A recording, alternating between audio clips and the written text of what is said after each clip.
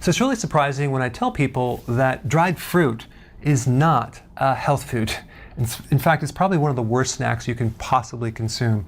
They usually see it mixed with nuts, or sometimes they put it on your salad. So check this out. Half of a cup of fresh cranberries is only 2 grams of sugar. That's hardly anything. But if you take a half of a cup of dried cranberries, it's 37 grams of sugar. Yeah. So dried fruit is concentrated sugar. Not only that, they add sugar to it.